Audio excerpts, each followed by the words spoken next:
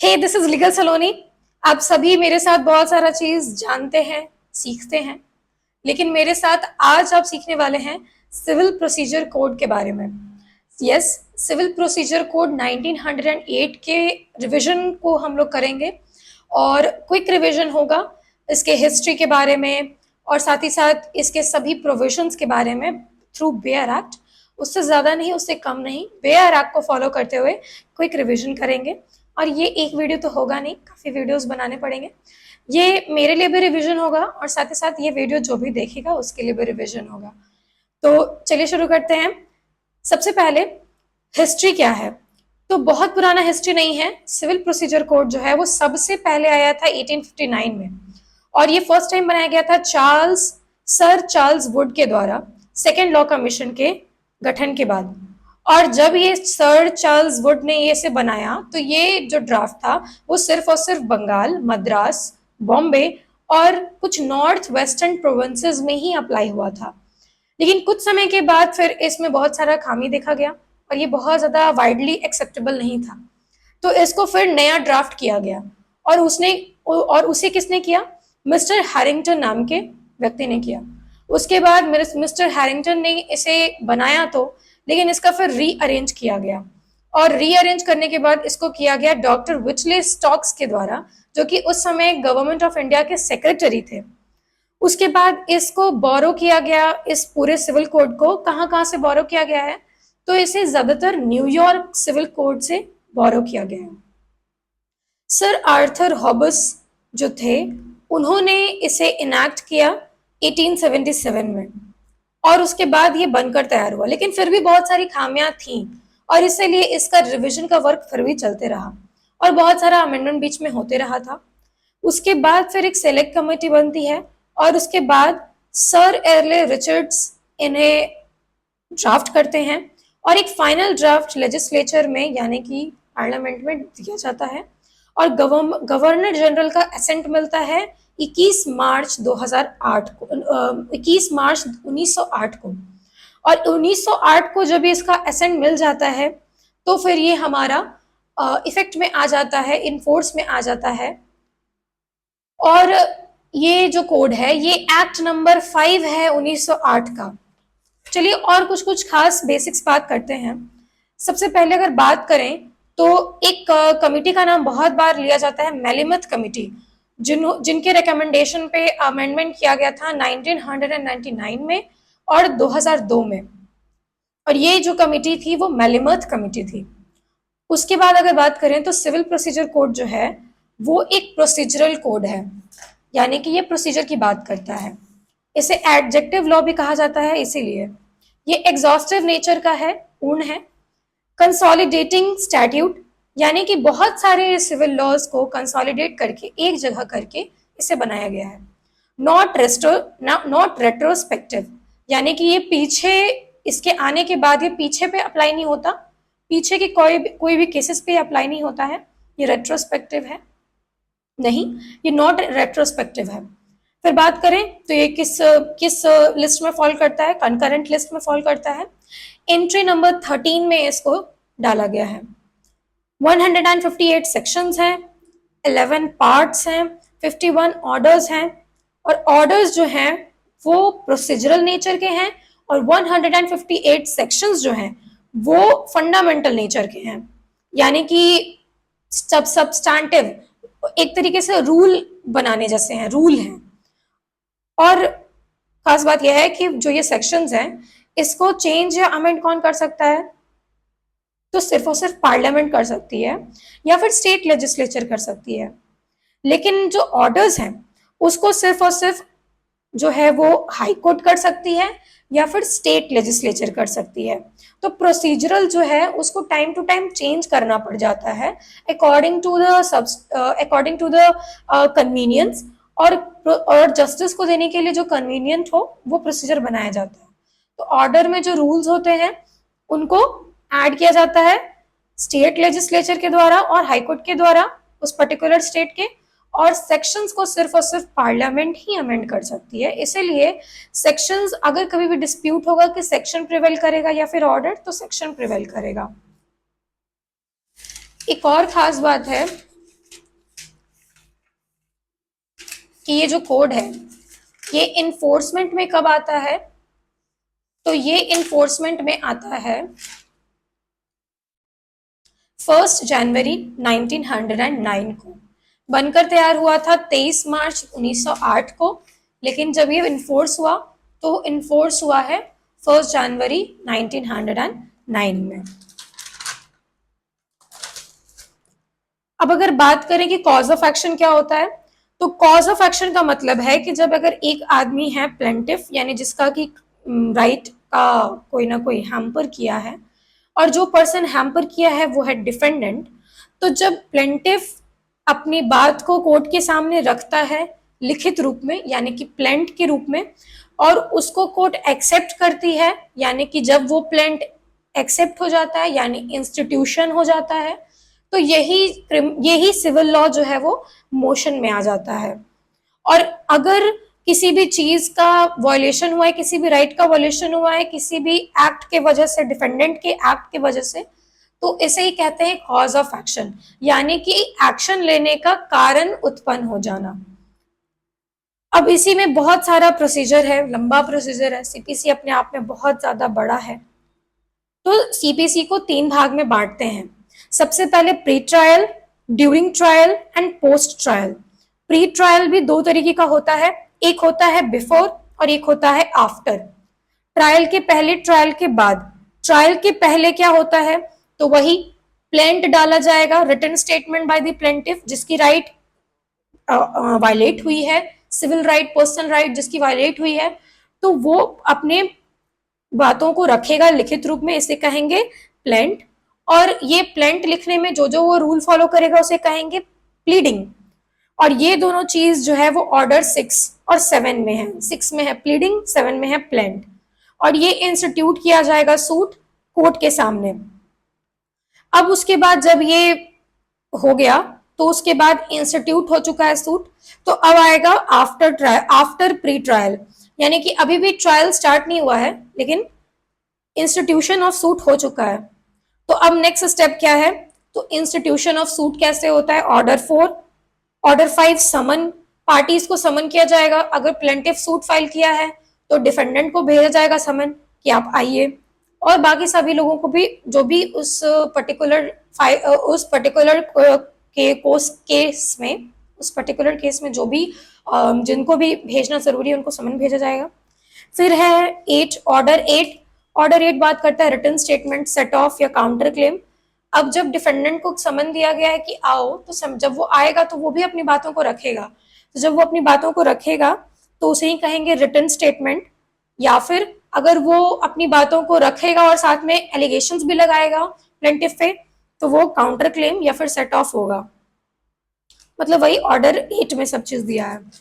फिर ऑर्डर 9 है जिसमें कहता है अपीयरेंस और non appearance of party. Party जो है वो आती है या नहीं आती है समन देने के बाद, तो उसमें क्या होगा। फिर order number 10 examination of party, जो भी पार्टीज हैं उनका एग्जामिनेशन कोर्ट खुद करती है। 11 डिस्कवरी इंस्पेक्शन ऑफ डॉक्यूमेंट, जो भी डॉक्यूमेंट है, रिलेवेंट डॉक्यूमेंट है, उसका इंस्पेक्शन और डिस्कवरी होगा। ऑर्डर 12 एडमिशन होगा। एडमिशन का मतलब है कि कोई भी पार्टी जो है वो अपनी बात को अगर एक्सेप्ट कर लेती है कि हाँ जो मुझ पे एलिगेशन लगा है वो सही है, या फिर ये चीज़ है जो हम एक्सेप्ट करते हैं, तो इसको एडमिशन कहते हैं। तो ये है ऑर्डर 12। ऑर्डर 13 में है production, impound, return of documents. तो डॉक्यूमेंट्स को अब प्रोड्यूस किया जाएगा कोर्ट के सामने और उसको रिटर्न भी किया जा सकता है कोर्ट के द्वारा। तो ये है ऑर्डर 13। ये हो गया आपका प्री ट्रायल, ये अभी शुरुआत नहीं हुआ है। अब होगा ट्रायल। ट्रायल जो सीपीसी का होता है उसमें कौन कौन से ऑर्डर आते हैं, तो सबसे पहले आएगा ऑर्डर 14। ऑर्डर 14 है सेटलमेंट ऑफ इश्यूज। लग रहा है कि इस इश्यूज को सेटलमेंट कर दिया गया, मतलब कि ठीक कर दिया गया, निपटा दिया गया, लेकिन इसका ठीक उल्टा होता है। सेटलमेंट ऑफ इश्यूज का मतलब होता है डिटर्मिनेशन ऑफ इश्यूज, यानी कि अब आपका इश्यूज को डिटरमाइन किया गया है, मतलब कि निश्चित किया गया है। कोर्ट खुद दोनों पार्टीज को सुनने के बाद, सब एग्जामिनेशन करने के बाद खुद से इशू ड्रॉ करती है ट्रायल कोर्ट, सिविल कोर्ट, और वो बताती है कि ये इश्यूज हैं, 5 इश्यूज हैं, 10 इश्यूज हैं, और इन्हीं पे चर्चा होगी, इन्हीं पे आप दोनों अपना अपना बात रखिए और अपना अपना सबमिशन दीजिए। जिसका सबमिशन भारी होगा, जिसका सबमिशन में ज्यादा एविडेंसेस होंगे, वो जीत जाएगा। सिविल प्रोसीजर का यही खास बात है कि यहाँ पे प्रिपॉन्डरेंस ऑफ एविडेंसेस की बात करते हैं, मतलब ज्यादा जिसका एविडेंस होगा, ज्यादा जिसके बाद में दम होगा, भारी होगा, वो जीत जाएगा। ऑर्डर 15 ट्रायल में आता है, जिसमें कहते हैं disposal of suit at first hearing. कभी कभी फर्स्ट हियरिंग में ही डिस्पोजल कर दिया जाता है। ऑर्डर 16 यानी समन टू विटनेस, विटनेस को समन किया जाएगा कि जो भी विटनेस है आप आइए और अपनी बात को रखिए। ऑर्डर 16। ऑर्डर 17 यानी कि order 18 hearing of suit and examination of witnesses, hearing of suit and examination of witnesses. जो भी विटनेस है वो अब उसको बुला लिया गया है, तो अब उसको हियर किया जाएगा, सुना जाएगा और उसको समझा जाएगा कि वो क्या कहना चाहता है, उसकी बातों को देखा जाएगा। Hearing of suits. एडजर्नमेंट है 17, यानी कि अगर कोई भी रीजन की वजह से अगर आप कोर्ट के सामने लीव लेते हैं कि हम आज नहीं आपसे पेश कर सकते हैं, अपनी बातों को नहीं रख सकते हैं, तो फिर आप एडजर्नमेंट लेते हैं। और वो एक प्रोसीजर नहीं है, मतलब it is a secondary procedure, वो साथ में चलने वाला है, वो मेन प्रोसीजर नहीं है, तो इसलिए उसको हम लोग इंक्लूड नहीं किया। तो ऑर्डर 18 समझ में आ गया होगा कि क्या है मोटा मोटी। उसके बाद अब बात करते हैं इंटरिम ऑर्डर्स के लिए, मतलब ट्रायल चलते हुए आप कुछ कुछ ऑर्डर मांग सकते हैं सिविल कोर्ट से। तो ऑर्डर 24 बात करता है पेमेंट इनटू कोर्ट, कोर्ट में आप पेमेंट कर सकते हैं या कोर्ट आपको पेमेंट करने के लिए कह सकती है किसी और पार्टी को, तो वो आप उसको इंस्टीट्यूट कीजिए, बोलिए कि कोर्ट में कि प्लीज पेमेंट कराइए योर लॉर्डशिप। उसके बाद है ऑर्डर 25 सिक्योरिटी टू कॉस्ट, मतलब कि हम आएंगे, हम अपीयर होंगे, इसका सिक्योरिटी देने के लिए। साथ ही साथ अगर आप एडजॉर्नमेंट लेते हैं, उसमें अगर कोई दिक्कत आ जाएगा या आप नहीं आते हैं, तो आपको सिक्योरिटी दिया हुआ रहेगा, वो यूज किया जाएगा कोर्ट के द्वारा। तो सिक्योरिटी टू कॉस्ट है, अगर आप कोई भी ऐसा काम करते हैं जिससे कि नुकसान हो जाता है कि दूसरी पार्टी का, तो कॉस्ट भरपाई करना पड़ेगा। ऑर्डर 26 कमीशन, कमीशन गठित किया जाता है, छोटे छोटे कमीशन या बड़े बड़े कमीशन बनाए जाते हैं एग्जामिनेशन ऑफ पार्टीज के लिए, डॉक्यूमेंट्स के लिए, प्रॉपर्टी के सुरक्षा के लिए। ऑर्डर 37 समरी प्रोसीजर, एक समरी प्रोसीजर है जो कि पूरे कोर्ट में चलता है सिविल प्रोसीजर में कुछ कुछ चीजों को लेकर। Order 38 arrest and attachment of property, order 38 यानी कि एग्जीक्यूशन पिटिशन जब फाइल होगा और पता चला कि डिक्री आने के बाद भी जो जजमेंट डेटर है वो अपनी बातों को नहीं सुन रहा है, कोर्ट की बात को नहीं सुन रहा है, और अगर उसको बार बार बोलने पे भी वो नहीं सुन रहा है, तो उसको अरेस्ट किया जा सकता है या उसकी प्रॉपर्टी को अटैच किया जा सकता है और उसको बेच दिया जा सकता है। ऑर्डर 39 का बात है टेम्परेरी इंजंक्शंस, आप रोक सकते हैं पार्टी को आगे प्रोसीड करने से, कोई भी प्रॉपर्टी है बेच रहा है, गलत है प्रॉपर्टी पे, तो इंजंक्शंस लगा सकते हैं। ऑर्डर 40 रिसीवर, एक पर्सन अपॉइंट होगा जो कि आपके प्रॉपर्टी को, मतलब जो भी वहां पर जजमेंट डेटर होगा उसकी प्रॉपर्टी को, रिसीवर एक क्या होता है पर्सन, ऑफिशियल पर्सन होता है जो प्रोटेक्ट करता है, और अगर प्रॉपर्टी बिकेगी तो उसका जो पैसा है वो देगा, इस तरीके से संभालता है। पोस्ट ट्रायल का मतलब क्या होगा, तो यही सारी चीजों को सुनवाई करने के बाद अब आएगा जजमेंट डिग्री, या फिर अगर आपको ये नहीं पसंद आया जजमेंट डिग्री तो फिर आप जाएंगे अपील में, रेफरेंस में या रिव्यू में। चलिए बात करते हैं। तो ऑर्डर 20 जो है वो बात करता है जजमेंट का। ऑर्डर 20A बात करता है कॉस्ट का, यानी कि वही अगर आपने कोई कमी रखा है अपने प्रॉपर्टी में या किसी तरह का नुकसान किया है कोर्ट में, पार्टी का अलग का, दूसरी पार्टी का अगर टाइम वेस्ट किया तो आपको कॉस्ट भरना पड़ेगा। ऑर्डर 21 एग्जीक्यूशन ऑफ डिक्री, यानी कि जो भी डिक्री पास हुई है, डिक्री का मतलब क्या होता है वो सब चीज हम लोग आगे के स्लाइड्स में देखेंगे, लेकिन अभी आपको स्मॉल वे में समझा देने के लिए भी, आप हमको भी रिवीजन करने के लिए अगर हम बोले, डिक्री का मतलब होता है कि जो जजमेंट के बाद आता है, जजमेंट पहले दिया जाता है कि मेरा जो भी जज है उनका क्या ओपिनियन है, उनका क्या रीजनिंग है कि किसका राइट है, और जो राइट डिसाइड कर दे वही डिक्री कहलाता है। मतलब डिक्री भी एक तरीके का एक्सप्रेशन है, जजमेंट की तरह ही होता है, लेकिन जजमेंट एक सिंपल स्टेटमेंट होता है कि मेरा ये नजरिया था, मेरा ये रीजन था, और जो डिक्री होता है वो एक फॉर्मल एक्सप्रेशन होता है, वो फॉर्मली आपकी या सामने वाली पार्टी की राइट को डिसाइड कर देता है कि इसका प्रॉपर्टी में राइट है, नहीं इसका प्रॉपर्टी राइट है, तो ये डिक्री होता है। और डिक्री आया कैसे, तो उसका जो रीजन होगा वो जजमेंट होता है।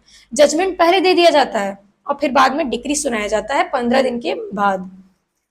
आगे बढ़ते हैं। तो एग्जीक्यूशन, अब अगर डिक्री आ चुकी है तो डिक्री आ गई तो इसका मतलब ये नहीं कि आपका कहानी खत्म। अब उसके बाद एक नया लड़ाई शुरू होगा, एक नया कहानी शुरू होगा। Order 21 execution petition.